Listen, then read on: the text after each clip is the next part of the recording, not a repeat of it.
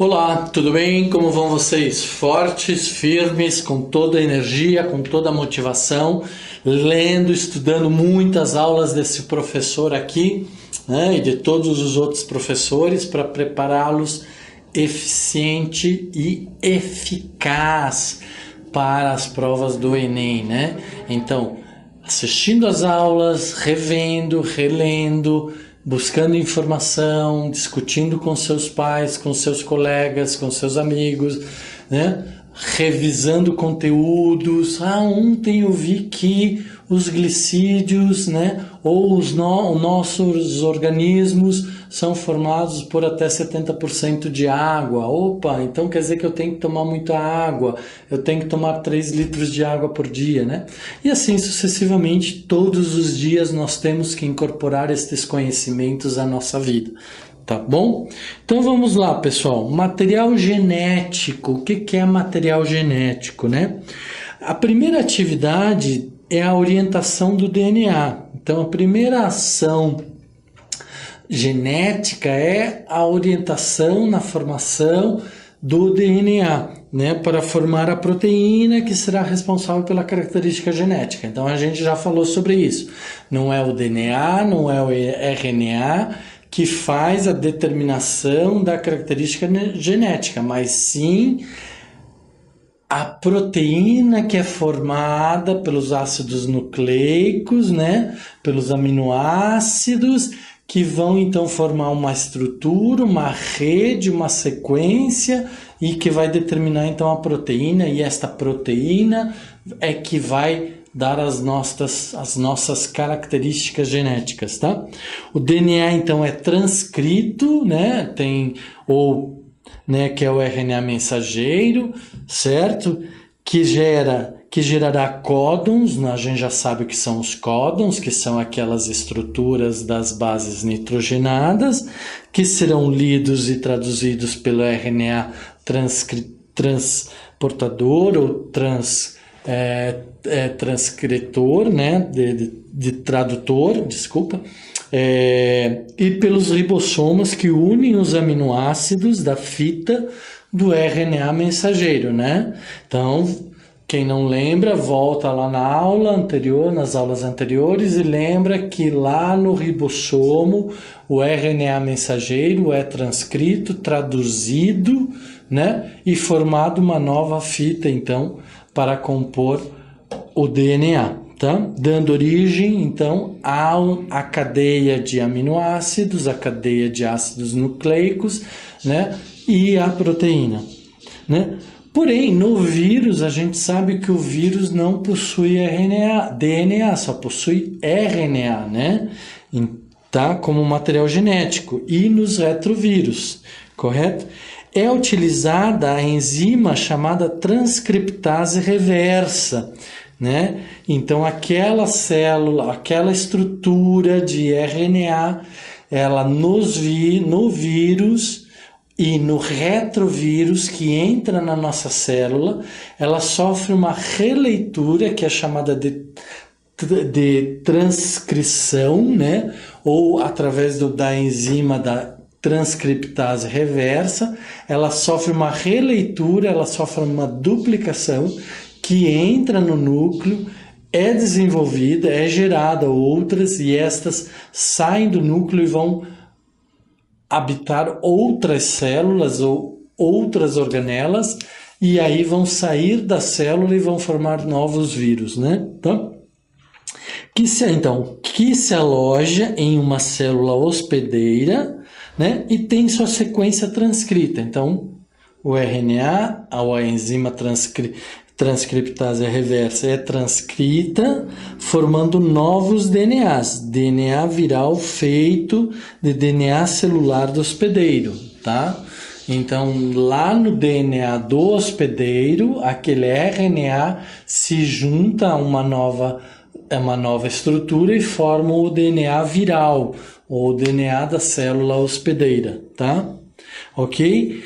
Então, a enzima transcriptase reversa faz com que o RNA viral, funcione como um RNA mensageiro. Então, da mesma forma como nós tínhamos o RNA mensageiro entrando no ribossoma e sendo transcrito, traduzido e formado a cadeia ou a sequência de ácidos nucleicos, aminoácidos e dando origem à proteína, aqui o RNA viral do vírus vai ser transcrito, traduzido e vai formar uma nova cadeia, uma nova sequência que vai ser entendida como pela célula como, preciso replicar, preciso fazer cópias. Aí vai fazer as cópias do vírus e assim o vírus vai se desenvolvendo, né? Tá?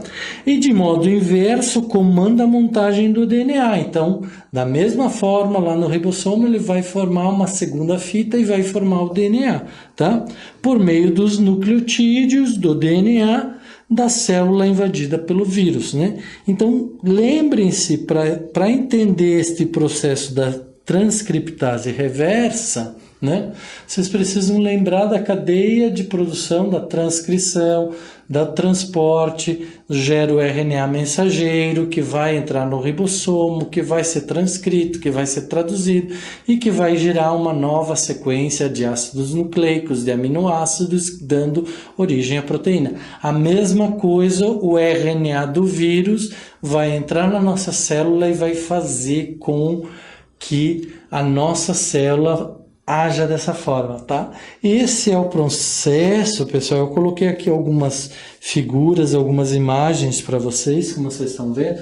Essa imagem está em inglês, me perdoe, mas foi uma imagem bastante interessante que eu encontrei, né? Onde mostra o vírus entrando na célula, o RNA viral sendo transcrito pela transcriptase reversa, né? E aí ela faz o quê? Ela faz a integração, né? Gera o DNA retroviral que vai entrar no núcleo da célula e esse núcleo, então esse DNA retroviral vai se unir ao cromossomo do núcleo, né? Vai ser transcrito, vai gerar um RNA mensageiro que vai sair do núcleo, vai vir para o citoplasma, que vai se unir, então, aqui, novamente com outras estruturas e vai formar um novo vírus. Então, nós temos aqui um novo vírus, tá? Por isso que ele é retroviral, porque ele fica entrando e saindo da célula desse processo continuamente. Ok, pessoal? Então, surge então o que a gente chama de DNA recombinante, que a engenharia genética baseada na genética molecular, né, ou na engenharia molecular, tá? Procura identificar os genes e isolá-los dos DNAs a que pertencem. Então, ela quer saber como funciona um determinado gene. Então, ela pega o DNA, né, pega o cromossomo, abre o DNA, a estrutura do DNA, os ácidos nucleotídeos, os aminoácidos, as bases nitrogenadas, vai entendendo, vai abrindo toda aquela estrutura para entender a posição do gene e como é que aquele gene atua, tá? Assim, extrai-se o DNA de uma célula doadora que é segmentado com um ou mais genes. Então, a gente vai ver como é que é esse processo de segmentação. É tudo muito automático dentro do nosso organismo. Nosso organismo é a máquina mais perfeita que existe no mundo. Não tem outra máquina, ela é perfeita, né? Ela funciona, os mínimos detalhes que a gente não consegue ver a olho nu. Ela está funcionando e está fazendo com que a nossa vida se mantenha. Então não existe até hoje uma máquina melhor inventada ou melhor produzida que o corpo humano, o corpo dos seres vivos, né? É perfeito, tá? Ok? Em seguida, são inseridos em pequenas moléculas de DNA que se tornam portadores ou vetores do fragmento de DNA. Então, essa engenharia genética pega o DNA recombinante, o que ela faz? Ela pega um pedaço do gene, né, um pedaço de DNA, pega aquele gene e vai inserir em um outro DNA.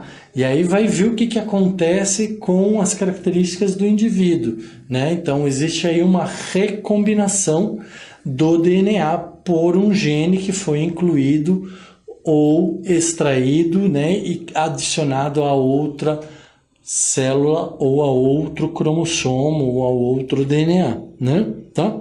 Essas novas células, por exemplo, os plasmídios das bactérias, né, são colocados, então, por exemplo, utiliza-se muito dos plasmídios das bactérias para fazer esses testes de como que aquele gene vai agir, vai atuar, vai causar, que mudanças que ele vai causar, que recombinações que ele vai causar no DNA, né? Então, uma vez que foi feita essa recombinação lá no laboratório, coloca-se esta nova célula, este novo cromossomo, esta nova estrutura genética, num recipiente com muito nutriente, ou um recipiente nutritivo, né, meio nutritivo, e assim aquela bactéria vai se reproduzir de forma violenta, muito rápida, e com isso vão formar várias cópias, e aí os cientistas podem pegá-los e estudá-los com muito cuidado e entender todos os seus processos, tá? Esses novos clones de DNA, então aquele DNA que foi colocado no meio com bastante nutrientes, né, o meio nutritivo, com essa replicação, essas novas cópias, são exatamente idênticas àquele RNA que foi adaptado ou que teve um pedaço do seu gene, um pedaço do seu cromossomo, do seu DNA alterado, né, por um novo gene, e então isso faz com que surjam os clones, né, que são indivíduos exatamente iguais à primeira célula, ou à célula-mãe, tá? Que podem ser incorporados a outros organismos, formando o que a gente chama de material transgênico, né? Ou organismo geneticamente modificado, né? Ou OGM. Esses organismos geneticamente modificados estão cada vez mais presentes nas nossas vidas. Infelizmente, nós não sabemos as consequências totais desses organismos geneticamente modificados. Alguns são bons, algumas são boas, né? Algumas consequências são boas, a sua evolução genética tem salvado muitas vidas, tem ajudado, tem melhorado a produção de alimentos, porém nós não sabemos a cadeia total de reações desses organismos geneticamente modificados. Por quê? Porque são organismos vivos sendo injetados em outros organismos vivos, que depois servirão de alimentos para outros organismos vivos, e vai estar ali no organismo daquele organismo vivo por muito e muito, muito tempo, e a gente não sabe que consequências que isso pode trazer, tá? Então, os genes são desconstituídos, ou seja, agora eu vou me aprofundar um pouquinho mais para vocês entenderem aquela característica que eu digo assim, todos os cromossomos possuem todos os genes, só que alguns genes não atuam quando estão em células de tecidos onde não tem a sua função. Por exemplo, o gene da cor dos olhos nosso, não, apesar de estar presente no cromossomo das células da pele, eles não vão atuar aqui porque não tem função de cor de olho na pele, né? As nossas peles não têm olhos para gerar cor. Tá? Então, a isso a gente chama sempre de segmentos ativos, os exons, ou segmentos inativos, os introns. Tá? Então, nós temos genes ativos e genes inativos. Na pele, os genes responsáveis pela herança da cor do olho, do tipo de cabelo, do lóbulo da orelha, né? Se tem diabetes, se não tem diabetes, se vai ser calvo ou não vai ser calvo, né? lá na pele, esses genes eles vão ser inativos, tá? Então eles são chamados de introns, né? Ambos fazem parte do RNA mensageiro, RNA heteronuclear ou HNRNA, né? Então, RNA heteronuclear está dentro do núcleo os diversos tipos de RNAs, tá bom? Certo? Então, cada RNA, cada DNA tem os seus exons e os introns. Exons são os ativos, introns são os não ativos, são os inativos, tá? Então, estão lá dentro do núcleo da célula, se é uma célula sanguínea, se é uma célula da pele, se é uma célula da cor do olho, do lóbulo da orelha, do formato do nariz, da calvície, da hemofilia, da diabetes. Então, nós temos atividades ou não, tá? Então, no núcleo, os íons são removidos e os exons são reunidos. Então, o que acontece? Lá no núcleo da célula, naquela célula da pele que serve para proteção, né, do corpo, nós temos um núcleo formado por genes e aqueles genes vão atuar. Por exemplo, um gene que é a cor da pele, né? Então, que está relacionado com a proteína da melanina. Então, se é aquela célula que tem o gene da cor da pele está no tecido da pele, ele vai ser um exon, ele vai funcionar. Se ela estiver lá dentro do coração, se ela estiver lá dentro do fígado, ela não vai funcionar. Por quê? Porque não tem função, né? Não tem necessidade de criar pele dentro do organismo, dentro do coração ou dentro do fígado, tá? Ok? Ainda é incerta a origem e o destino desses introns descartados, né? Muitas vezes pode acontecer que bactérias, fungos ou outros agentes entrem nos cromossomas, entrem no nosso código genético, formando então parte do gene, parte do DNA, né, formando então uma cadeia de introns, ou seja, elementos ou genes não atuantes ou inativos, mas que estão lá por alguma forma, de alguma maneira, tá? E que o organismo, se perceber que está atrapalhando, vai eliminá-los, tá? Vai liberá-los para algum lugar, tá bom? Então, há uma nova teoria sobre os splicings, que podem originar diferentes proteínas por meio da combinação dos diferentes exons, splicings alternativos, tá? Derrubando a teoria de que um gene dá origem a uma única proteína.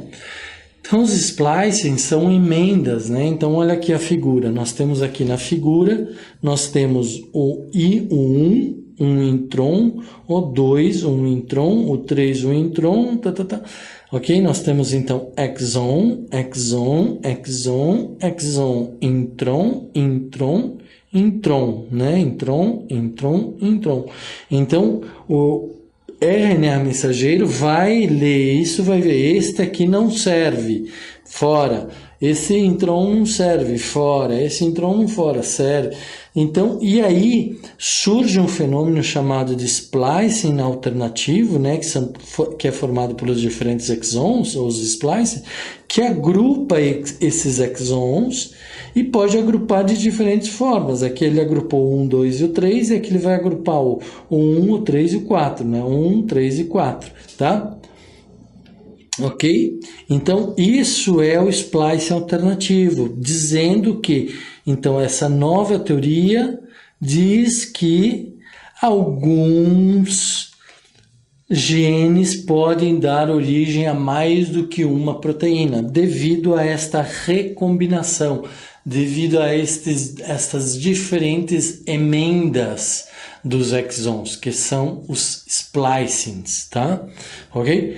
Cada nova combinação dos exons dá origem a um novo RNA mensageiro e que determinará uma nova proteína, tá? Então, olha lá, exatamente isso. Combinação dos exons, né? Um exon aqui tem uma combinação diferente desse outro, pode dar origem a proteínas diferentes, tá certo? Apesar de serem os mesmos exons. tá? Os mesmos genes, tá? Elementos transponíveis. O que são os elementos transponíveis, né? O DNA das extremidades dos cromossomos estão aqui, né? A gente já viu isso. Nós temos lá códons específicos de início de formação de uma fita ou de um cromossomo ou de um DNA e outros específicos para a finalização, que toda vez que o organismo identifica a presença desses códons, ele fala assim, começa ou finaliza, tá? Então são os DNAs das extremidades dos cromossomos, que não se fixam adequadamente, né? E podem mover-se de um lado para outro do cromossomo, são os transpossons. Por que podem se locomover de um lado para o outro do cromossomo, se um está aqui e outro está aqui, se um está do lado A e outro está do lado B? Lembrem que os cromossomos não ficam esticados dentro do núcleo, eles ficam emaranhados, eles ficam enrolados, e aí de repente pode haver alguma influência externa, algum mecanismo, alguma reação que um cromossomo de uma ponta pode passar para a outra ponta e vice-versa. Então são chamados de transpossons, tá? São bases nitrogenadas iguais, né? Porém invertidas. Então o que acontece? Nós tínhamos lá uma base nitrogenada ACG, né? Ela vai estar invertida, ok? Então ela se inverte para formar, quando ela forma esse movimento, tá? Então ajuda a identificar a função de um gene, pois a inclusão desses transpossons, né, pode inativar um gene, tá? Então ele pode parar com a atividade do gene, certo? Por N razões. Primeiro, por uma transcrição errada ou pelo não reconhecimento, né, do gene, tá bom? Enzimas de restrição. Bactérias podem produzir enzimas especiais, não encontradas nos organismos superiores. Nós somos ditos organismos superiores, né? Os mamíferos. As bactérias, não. Os vegetais são organismos superiores, os animais são organismos superiores. Os fungos, os líquens, são intermediários, e aí nós temos os prótons, e os protistas e as moneras, né? Tá? Então, as enzimas de bactérias, né, são enzimas de restrição ou endonucleases de restrição. Nós já vamos ver o que elas fazem. Podem ter função de romper o DNA de vírus invasores e cortar as cadeias dos nucleotídeos do DNA, de acordo com as diferentes bases nitrogenadas. Então, elas servem para romper um DNA de vírus invasor, né, ou uma cadeia de nucleotídeos do DNA, né? Então, um exemplo, EcoRI, guanina, adenina, rende 3, né, entre duas adeninas, quando estão em sequência. Então, por exemplo, eu tenho um nucleotídeo que termina em que é assim, né? G e C, e outro é CCA, né? Ou eu tenho um GCA e aqui eu tenho um AAA. Então, quando eu tenho essa sequência formada por dois nucleotídeos de A, né? Esta situação, esta enzima, ela corta aqui a estrutura, a ligação dos aminoácidos e das proteínas, tá? Esta é uma função, isso vocês vão entender para que serve, né? Possuem grande aplicação e uso na indústria farmacêutica. Por quê? Porque com essa situação, essas enzimas de restrição, a introdução dessas enzimas de restrição é que vai se fazer então os processos de avanço da engenharia genética, vai se fazer as mutações, vão se fazer os organismos geneticamente modificados, vão cortar um gene do cromossomo, do DNA, e vão inserir um outro gene no local, tá? Certo? Então, se faz, através disso também, os testes de DNA. O que são os testes de DNA? São testes que se fazem com os DNAs, com a sequência de DNA, para testar, por exemplo, a paternidade de um filho. Vocês já devem ter ouvido falar nisso. Isso está muito no dia a dia das nossas vidas. Vai ser feito o teste de DNA com a criança tal para comprovar que ela é filha de fulano, né? Tá?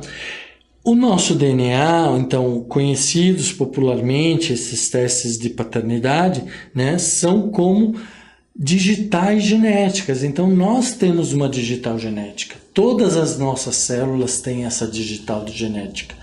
Qualquer célula que a gente tire do nosso organismo vai ter a mesma sequência de DNAs, tá?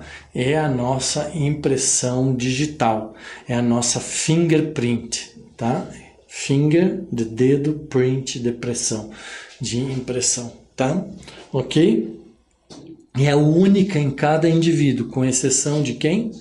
Dos gêmeos univitelinos, que a gente já viu que os gêmeos univitelinos possuem a mesma impressão digital, tá? Então, trechos de DNA são cortados pelas enzimas de restrição, já falei isso para vocês, separadas e submetidas a um processo de identificação, né, que forma as bandas, sequências de genes, que lembram um código de barra. Então, você pega uma banda do filho, pega uma banda do pai, uma banda da mãe e você compara para ver se existem semelhanças que possam dizer este é filho deste fulano e este é filho desta beltrana, tá? Nos testes, os códigos de barra são exclusivos de cada indivíduo, então eu tenho só um código de barra, eu tenho só um fingerprint, uma digital, né? Somente em gêmeos univitelinos é que são iguais, como eu já falei. Nenhum ser vivo possui o mesmo código genético, a mesma impressão genética, tá? Nos testes de paternidade, compara-se o código do filho com o do pai e da mãe, já comentamos sobre isso, né?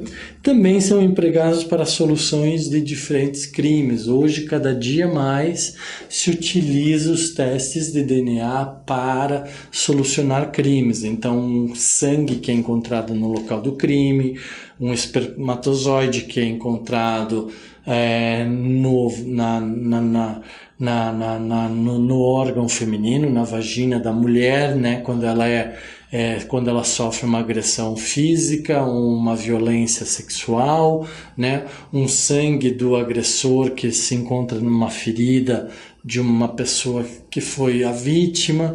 Então, são feitos hoje esses testes de DNA para diversas finalidades, diversas comprovações. Então tá aqui o nosso mapa ou as bandas, né, de um pedaço do DNA, certo?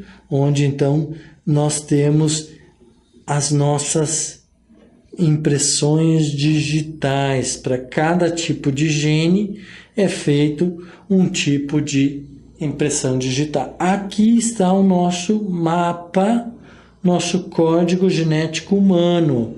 Deixa eu só limpar aqui para eu chamar a atenção de vocês. Nós temos aqui 22 cromossomos, né? Mais o 23º, que é o de sexo feminino, sexo masculino, tá bom? Então, desenvolvido na década de 80 para fazer cópias de DNA, esses testes de DNA, né? Testes de gene, a partir de quantidades muito pequenas de DNA de um ser vivo, tá? Como usada para diversos fins, foi dada a sequência, né? Sequência de genes. Então nós temos uma sequência de genes aqui, identificação, doenças hereditárias, testes de paternidade, crimes, doenças infecciosas e a criação dos organismos geneticamente modificados. Então, a partir do momento que se fez o mapa genético, sabe-se exatamente, consegue-se saber exatamente a função de cada um desses cromossomos, tá? Ok? E aí pode-se, então, extrair um gene, né, e adicionar outro no lugar para que se desenvolva uma característica desejada. Tá bom?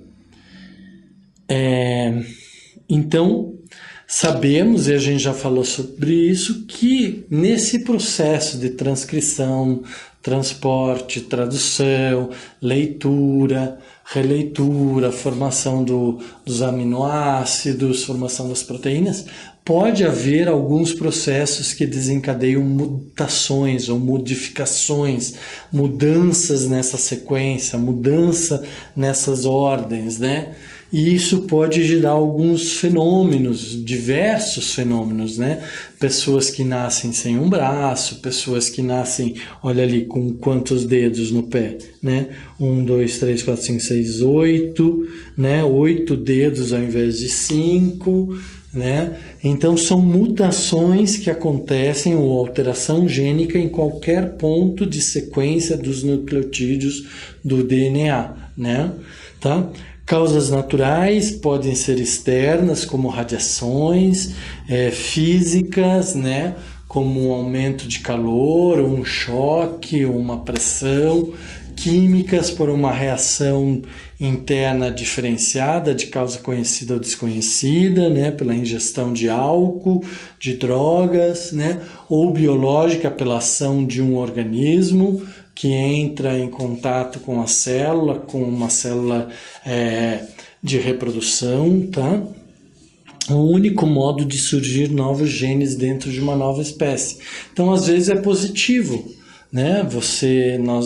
Nós vamos ver isso, algumas espécies, a evolução de espécies se deu por pequenas mutações genéticas internas para que o organismo tivesse maior adaptação ao seu local ambiental.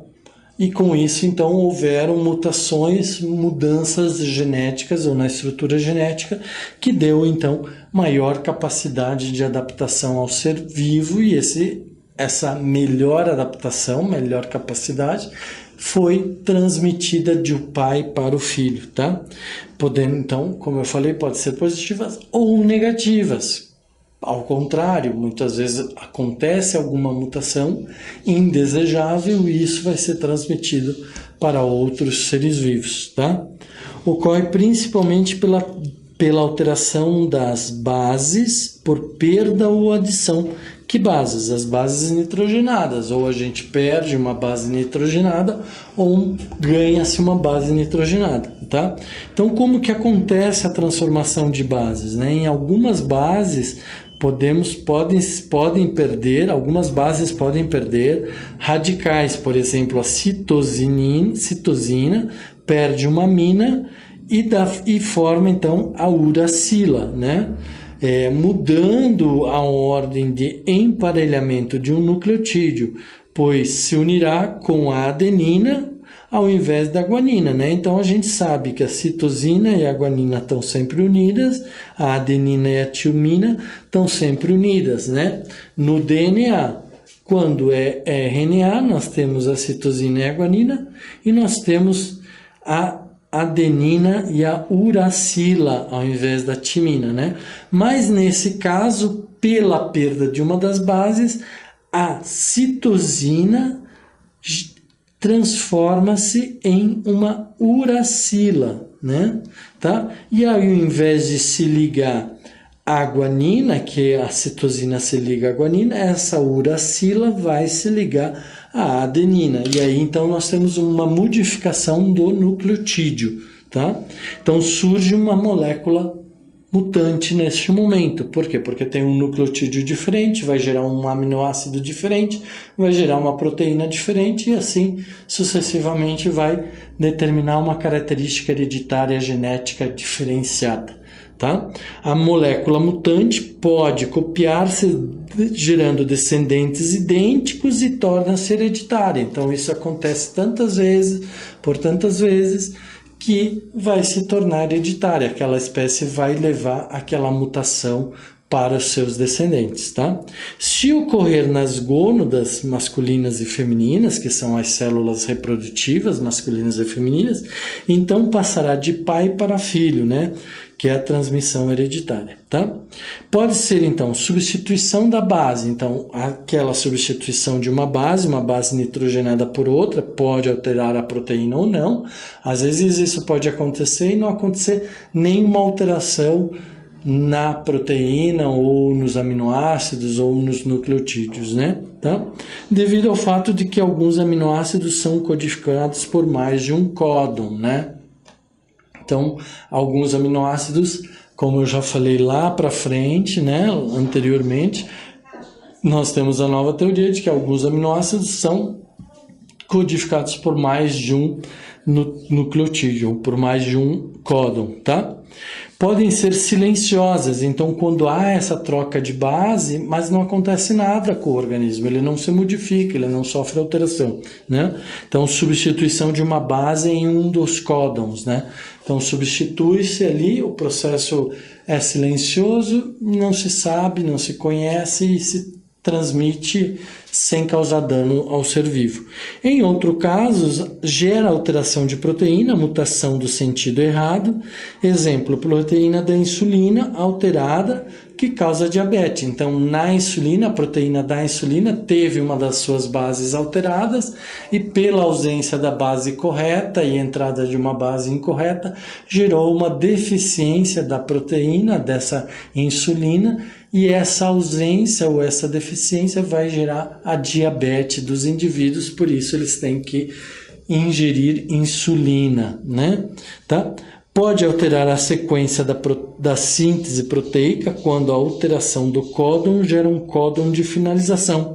Isso pode ser letal, né? Mutação sem sentido. Então, por exemplo, uma mutação troca uma base por uma sequência de nucleotídeo que é identificada pelo organismo como terminal, né? Lembra? Eu falei tem uma inicial e tem uma terminal.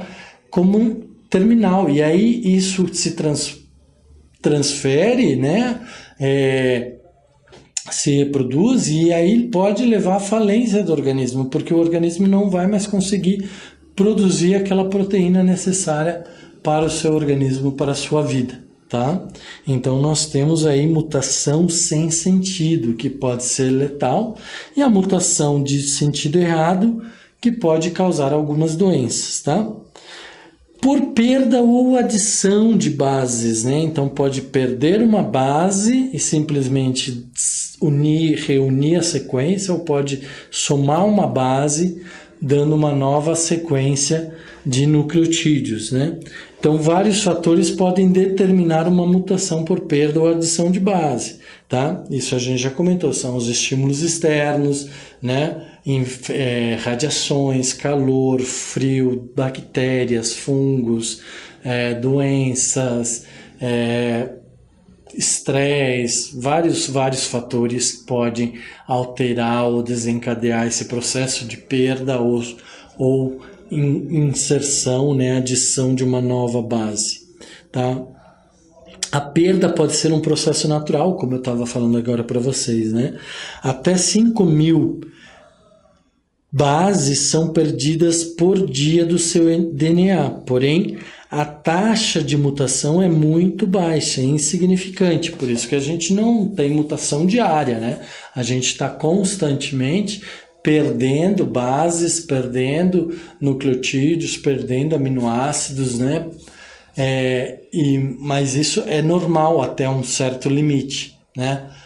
Não vai causar problema nenhum no nosso organismo, tá? Mas em outros casos, né, devido às enzimas de reparo que reconhecem os erros, os cortam e os descartam. Então, quando o organismo ou aquela enzima identifica a perda ou a adição de uma nova base, né, identifica o problema com aquele aminoácido, ela imediatamente elimina pelo processo de corte que ela faz, né, são as enzimas de reposição, né, que a gente falou, enzimas de restrição que fazem os cortes, né?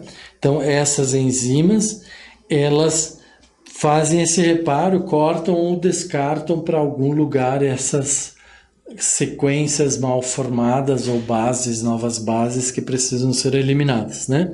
O genoma humano possui 6 bilhões de bases nitrogenadas, né? 6 bilhões de bases nitrogenadas, mas somente 40 bases são trocadas por ano, né? Uma média, tá? Então, aquelas combinações dos ácidos nucleotídeos que vão formar as bases nitrogenadas, né? Então, somente 40 delas é que sofrem essas trocas. Ok, pessoal? É um conteúdo sempre bastante profundo, né? Sempre bastante interessante, muito interessante, e que vocês precisam estudar, ler, reler, fazer exercícios, buscar exercícios na internet, em outros livros e tentar sempre eliminar toda e qualquer dúvida. Tá certo? Fiquem bem, um forte abraço e até a próxima aula.